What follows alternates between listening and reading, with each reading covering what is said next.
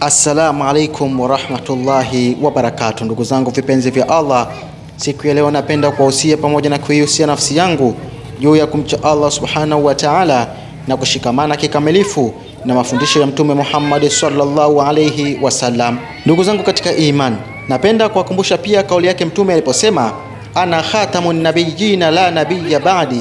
Maana kauli hii ni kwamba mimi ndiye mwisho wa mitume, hakuna mtume yeyote baada yangu.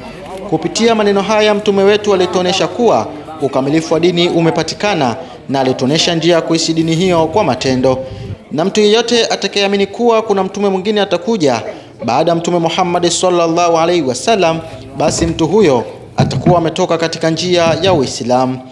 Katika msikiti wake Mtume sallallahu alaihi wasallam hakufanya ibada pekee, alifanya dawa ya kuwalingania watu, amefanya taalimu ya kuelimisha umma, amefundisha tabia njema, amefanya dhikri na kikubwa zaidi amefanya khidma, yani kuhudumia jamii yote kwa upendo na huruma. Leo tarehe 24 ya mwezi wa 8 mwaka 2026, katika kuyaishi kivitendo mafundisho hayo, Allah subhanahu wa ta'ala amejalia taasisi ya Umoja wa Maimamu na Walimu wa Madrasa Tanzania UMATA kufika wilaya Temeke kugawa sadaka ya chakula.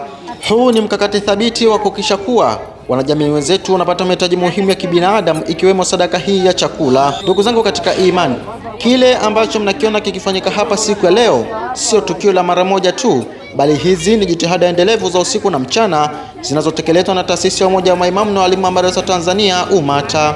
Lakini pia hii ni huduma inayotolewa kwa moyo wa kujitolea chini ya uongozi mahiri, thabiti na wenye maono wa mwenyekiti wetu Sheikh Arifu Suria, akishirikiana bega kwa bega na jopo zima la watendaji wake. Ndugu zangu katika iman, mlango wa heri upo wazi mbele yenu, mkono unaotoa ndio unaobarikiwa. Nawe una fursa kuwa sehemu ya thawabu hizi.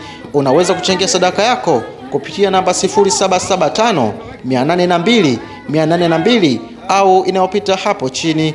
Wa hadha, assalamu alaikum wa rahmatullahi wa barakatuh.